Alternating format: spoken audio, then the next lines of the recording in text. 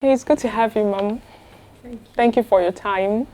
Thank you. Generally, looking at the several challenges that Africa is faced with, will you say that Africa has been able to break that bias? Looking at the theme of discourse for the International Women's Day 2022, especially when it has to do with gender equality. Thank you very much. I think it's a pertinent question. Has Africa broken the bias? I think we are on track. I hope. I'm an optimist. I believe deeply in this continent, and I believe we have all the resources that is needed to be able to achieve gender equality. One of the areas we've made progress is at the policy level. You know, many African countries have adopted the right policies to promote women's participation in development. I think where we have a challenge is in implementation. We also have a challenge in still changing mindsets. And we have a challenge in making sure that women are also part of decision making on the continent. So I think Africa is a work in progress. There are things we can celebrate on the continent. We know that globally we have countries that have very high representation of women that are making positive impact on their countries like Rwanda, South Africa, Senegal, you know. So we have the tools, we have the resources, we're a young continent. So all the ingredients are here. I believe that what we need is to create the space and the environment so that women can actually fulfill their full potential. And I think we need to make sure that our men support this and understand the value addition that women bring to ensuring that we can have a better future for generations to come. Some of the challenges that an average African girl child or woman might actually have to face at one point in time, or at any point in time, could be early marriage, could be female circumcision, could be cultural discrimination. It varies from country to country.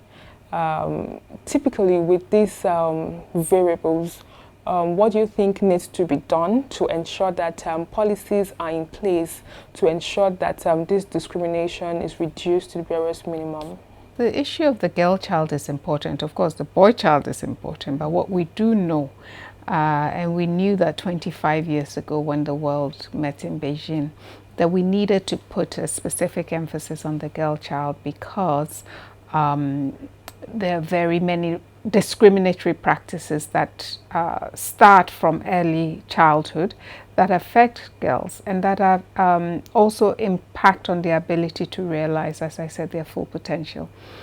We have a continent where close to 40% of girls in Africa marry under the age of 18.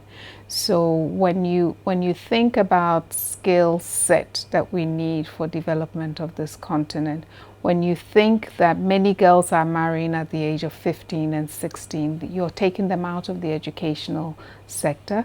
Many of them are not going to be able to realize their full productive potential. And we're on a continent where we face very many complex challenges. So we need all hands on deck. We need to make sure that women and girls can fully participate. So yes, we have to address issues of early marriage because it is important for girls to have right education and to be in school longer, and we know the statistics also show that GDP increases significantly when you keep more girls in school for our countries. Things like gender-based violence are also rife, and we know that sexual exploitation, gender-based violence against girls is also a big issue on the continent. 1 in 3 girls between the ages of 15 and 49 have been subject to violence. So these are important things, development challenges, I believe, that should not be just the focus of women, but our national leaders throughout. We have policies in place here in Nigeria. Of course, we've seen many states adopt the VAP Act. We have a few more to do so. We need a few more to also adopt the Child Rights Act, and we have to move beyond adoption to implementation. We need to put money in terms of the implementation, because it's fine to just sign it, but how do we actually make sure that it's implemented? So we need to work with multiple stakeholders to put in place action plans and budgets behind it, so that we can make sure that these laws actually translate meaningfully into progress for women and girls. Ma'am, what's your take about women occupying leadership position? Do you think we need more female participation in the political space and in the workplace? Are you satisfied with what the numbers are saying at the moment? So I think the evidence on that is also very clear. We know that countries that have more women in governance and decision making actually make more inclusive decisions that bring issues to the table that affect everyone. We saw during COVID-19 that the countries that actually were able to handle the pandemic most efficiently and successfully were countries where women were in leadership. So the evidence is there to point that when women are in leadership, they bring and they add value to decision making. We need to see that evidence also here in Nigeria. We have opportunities to do so through the ongoing constitutional review process, through the efforts and advocacy for adoption of a gender and equal opportunities bill, because these pieces of legislation, when passed, will ensure that both at the state level and at the national level, we see more women in decision making. And in fact, Nigeria has a gender policy which requires for 35% affirmative action. So it's about bringing our decision making or including women in decision making, so that we can make better decisions, more inclusive decisions for everyone, and recognizing that the perspectives of women also add value. And it's also because Nigeria has signed all of these international treaties that actually uphold these values. So it's about time that we see more women in decision making in Nigeria. And as I said earlier, there's so many challenges facing the country, facing this continent, and we need to ensure that we can capitalize on the potential that women can bring to help find solutions to some of these problems. So definitely we need more women, and we need more young women and young men too in politics. But the future is young, so we need to make sure that those who are going to be leading this continent in 10 years' time begin to sit around the table. Do you believe in the 35% affirmative action? So 35%, or let's say 30%, was a figure that was adopted as constituting the minimum that one needs in order to have a critical mass. So back in Beijing, when we were talking about what constitutes a critical mass in terms of what's the minimum that would allow any sex to be able to have a voice meaningfully in a conversation, 30% was upheld as the minimum.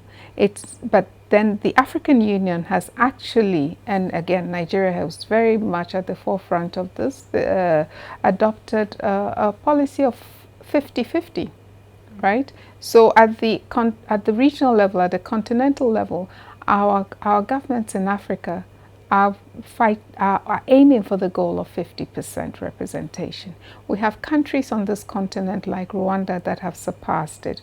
We have countries like South Africa, Uganda, Mozambique, Senegal, who all of which have also are close in terms of having surpassed over 30% of representation of women. So you know, 50-50 is the goal that we're working to.